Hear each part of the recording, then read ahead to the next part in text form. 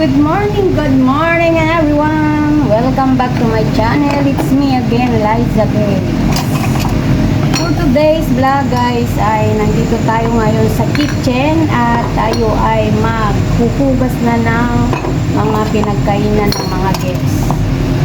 Katatapos lang namin magpakain ng breakfast. Kaya ayun, at tayo ay maghuhugas sa mga ginamit natin sa pagluluto, tapos sa mga pinagkainan ng mga panauhin, mga guests. So, samahan nyo ako for today, guys. At tayo ay maghuhugas kung ano ang mga ganap dito ngayon sa kitchen. At inilagay ko lang dyan sa gilid dahil wala tayong patungan. At yun ay lagi kong mga sinasabi na wala tayong patungan. Kasi hindi pa ako nakabili ng stick. Dahil dito sa hotel ay hindi ka makaalis kung wala kang sasakyan. Kailangan ng driver. Eh, syempre, nakakahiya naman na para pupunta ka lang ng palengke o sa bayan para bibili ng ganun. Kaya, hindi ako nakakapabili. So, pagtiyagan na lang muna natin ng ganito, yung mga anggulo. Ilalagay ko lang dyan sa gilid, guys. At, magsisimula na tayo maghugas, guys. Tignan nyo kung gaano kadami ang ating huhugasan for today. Dahil katatapos lang namin magpa-breakfast. At yung aking kasama ay pupunta na rin doon sa loob at maglilinis sa mga rooms. So, tara guys, maghugas na tayo. Guys, yung ating lilinisan, ito yung ating huhugasan at yan yung mga pinagkainan ng mga guests. Ayan o, punong-puno dito sa yan ang ating trabaho ngayon. Tapos mamaya titignan natin kung ano ang lulutuin na pagkain. So ayun na nga guys, nakita nyo kung gaano kadami yung mga marami pang parating at hindi pa nakulit lahat. Ito lang yung first batch. Ito lang yung first batch na nakolekta. Marami pa doon. Kaya umpisan ko na kasi walang space.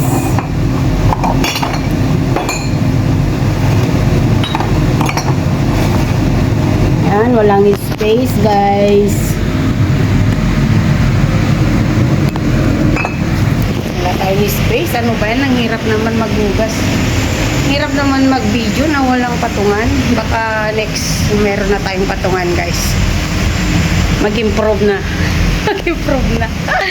So, balikan ko na lang kayo guys dahil video. Yan. Balikan ko na lang kayo pag medyo nakakalahati na ako dun sa inuhugasan ko. Okay guys. So, ayun na nga guys. Tayo mag-i-start ng maghugas. Medyo nakasalang na ako doon sa machine. So, yan. Naghanap ako kung saan ko may papatong yung ating camera. Yeah. Ito yung buhay ko araw-araw guys. Sa kusina pagkatapos ng breakfast. Pagkatapos ng breakfast, hugas. Pagkatapos ng hugas, magluto ulit ng pagkain ng mga staff. So, yun ang aking everyday routine dito sa hotel. Ano ba yan guys? Ganito na lang talaga ang buhay natin. Wala nang pagbabago. Kailangan pa mag-work. Ito, ganito guys. Nilalagay ko muna dito sa sabon. Sinasabunan ko muna siya. Tapos, saka ko ilalagay dun sa steam. Kasi pag nilagay ko na dun sa machine na hindi ko tinanggalan ng mga pagkain, hindi yun matatanggal, matigas. Kaya useless lang. Kaya tinutulungan ko na lang siya. Sasabunan ko na siya. Doon na lang siya magbabanlaw at mag-i-steam. Yan. Yun yung aking trabaho dito guys. At ang pinakamahirap na part yung magluluto ako ng pagkain ng stock dahil hindi ko alam kung ano yung aking mga iluluto. Mahirap din pala mag-isip ng pagkain, di ba? Araw-araw. Tapos meron magreklamo na ako, ganito na naman, ganun, di ba? Pare-parehas na lang, nakakasawa. O, di ba? Ang sakit naman yung pakinggan, kaya minsan, hindi ko na alam ang iluluto ko. Kasi, iba yung panlasa nila, iba yung panlasa namin. Ayan. Kaya yung mga kasama namin, mga Greek, tapos, yes, ma'am. Okay. Cappuccino with? Cappuccino? What milk?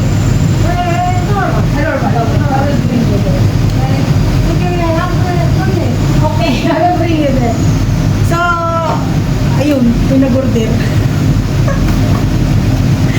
O, diba? Continue guys, dahil may nag-order ng cappuccino. Yung guest pumasok na dito sa kitchen. Hindi ko narinig, daldal ako ng daldal, kaya balik ako kayo. Sa sobrang daldal ako ng daldal dito sa paghuhugas ko. Hindi ko na malayan yung guest pumasok dito at nag-order ng coffee. At ito ang kanyang order guys. Ito. Cappuccino.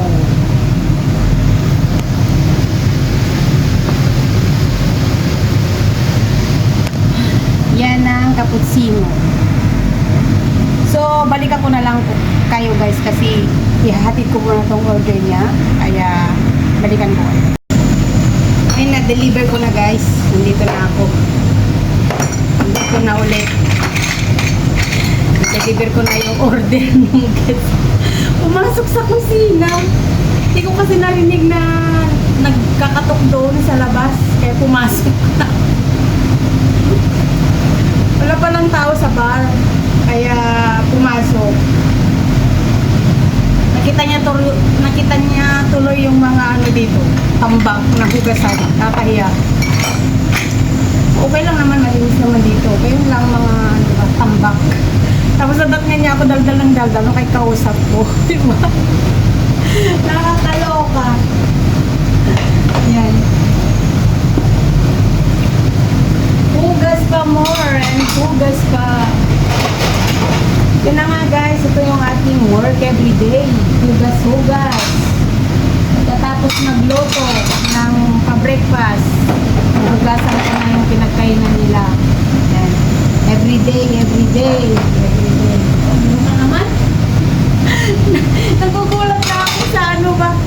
Sa kumakaluskos na sa labas, baka meron na naman nagkakatok mag-o-order.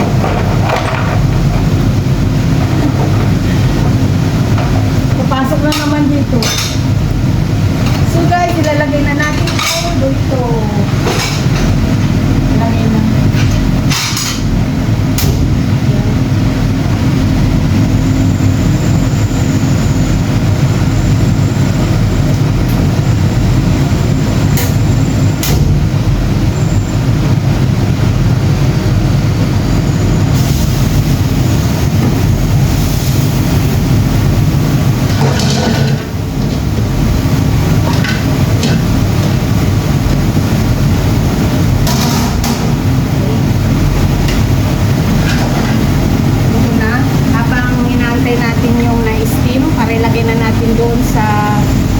Lalagyan at dito muna tayo sa kabila.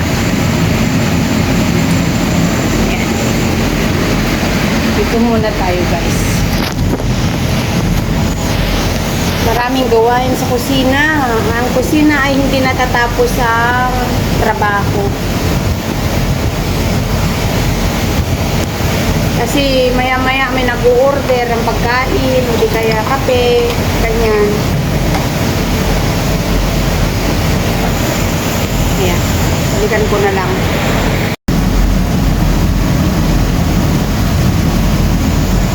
Yan guys, tapos na natin masapunan, may steam. At ilalagay na natin doon sa kanilang lagayan.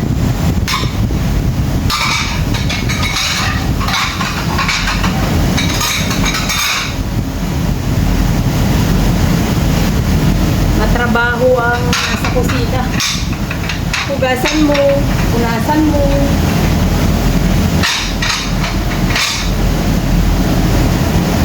Sobrang trabaho ang ano, pag nandito ka sa kitchen, maraming trabaho, hindi natatapos. Kasi kahit tapos ka na maghugas, mamaya may mag-order, maghugas ka na naman. Sinugasan mo ulit. Siyempre, kainan na ng mga staff. Hindi, maghugas ka ulit. Kaya itong kusina, the worst. Hindi matatapos ang trabaho. Kahit anong gawin mo. Kaya, ay nako, mahirap ang taga-kusina. Mahirap din mag-isip kung ano ang luluto mo. Ipapakain mo sa staff. Yeah. Habang inaantay natin yung mga pinapa-steam ko na plate, ay magagawa muna tayo ng kape. Ay meron ulit nag-order ng cappuccino. Ito yung ano, gatas na napabula. Lagyan natin ng kape.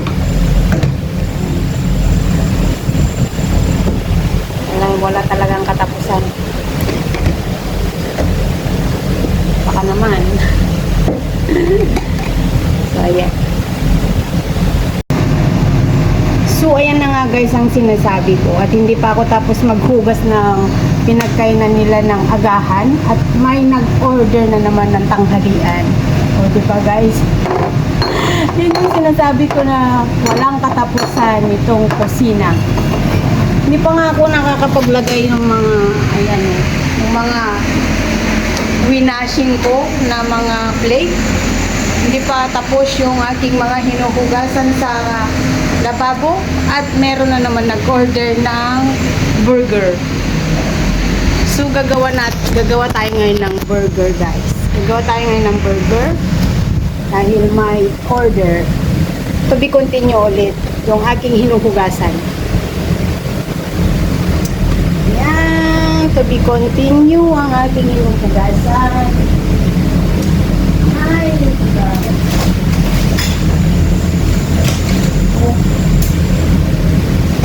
tayo ng burger. At ito yung ating sapati. Ito yung sapati natin. Lagay natin sa microwave dahil nag-frozen. Lagay natin doon sa microwave habang inaantay natin yung iba.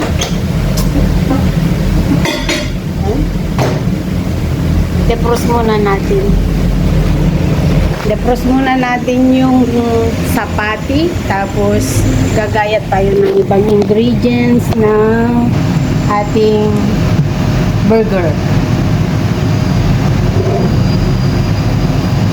Ha? Kuha tayo ng bacon. Magprito tayo ng bacon kasi kasama to sa burger, beef burger.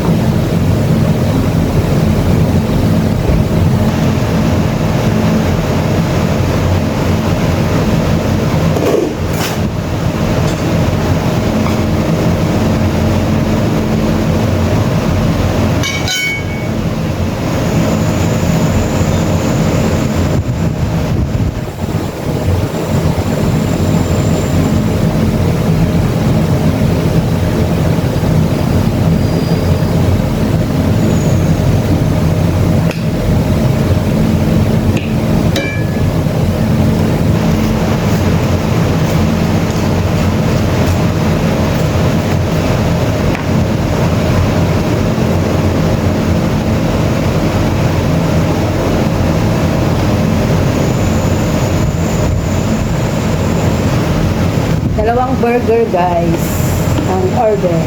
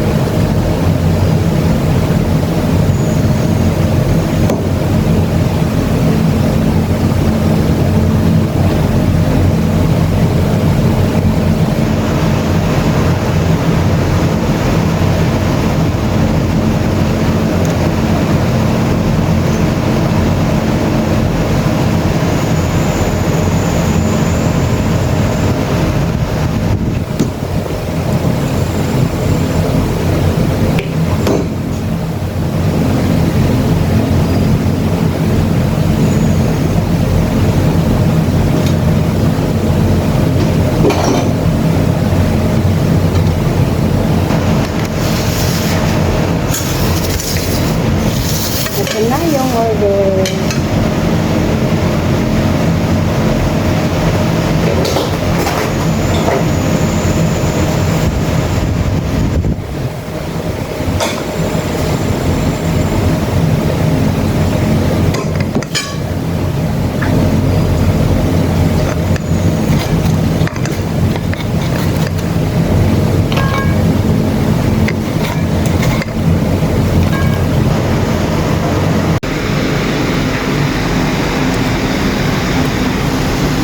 So, eto na nga guys. Tapos na ang kanilang order. Ayan o. Madali lang naman gumawa ng burger. Beef burger.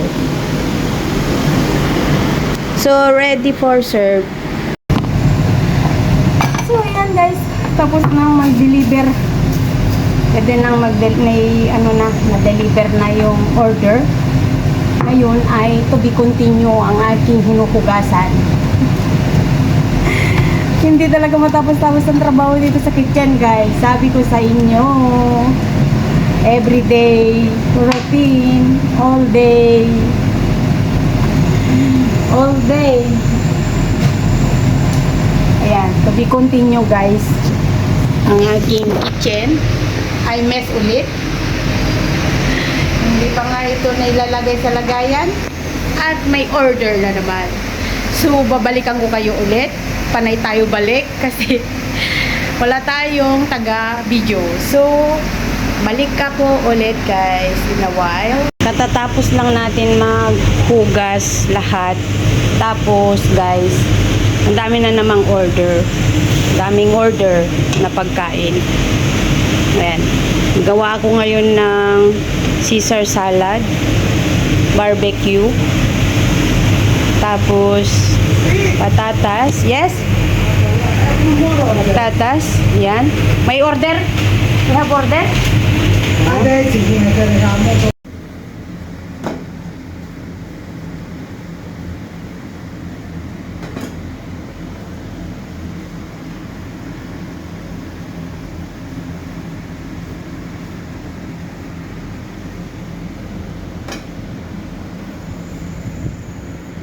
Guys, more order.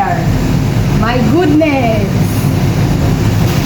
finish for the paghuhugas and more order. Walang katapusan dito sa kitchen guys. Walang katapusan. Gawa tayo ng Caesar salad ngayon. Yan. Wala tayong break. Walang break sa kitchen. Alam niyo ba yan, guys?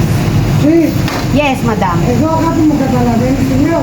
May barbecue, Che li parla di burger, only meat and ketchup. Okay. What I mean? Ketchup. Mono pili, che c'è? Yes. Che to bistecchi, tipo tale, no bacon. What do you think? Tambak tayo sa order, guys. So, balikan ko na lang kayo. Hanggang dito na lang ang aking vlog for today. See you next vlog and thank you for watching. Bye-bye! Tambak kasi ako ng order, kaya ipe-flex ko na lang mamaya pagkatapos ko, guys. So, hanggang dito na lang ako. See you next vlog. Bye-bye! Ayan, luto na. Ihaw na. At ito naman chicken. Takpan natin para mag-steady yung init niya. At ito naman ay patatas.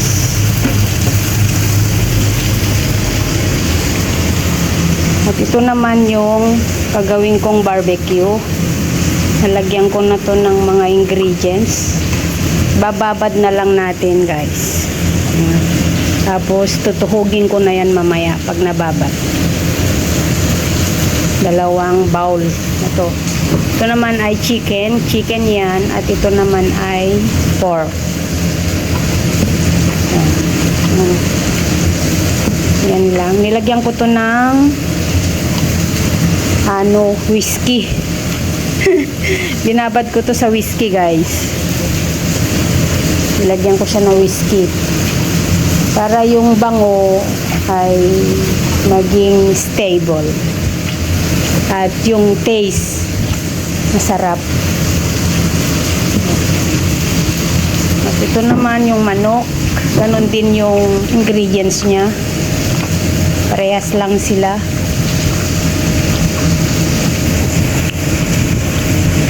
Ayan. Pag na marinade na to, tutuhog ko na to sa barbecue stick. Ayan.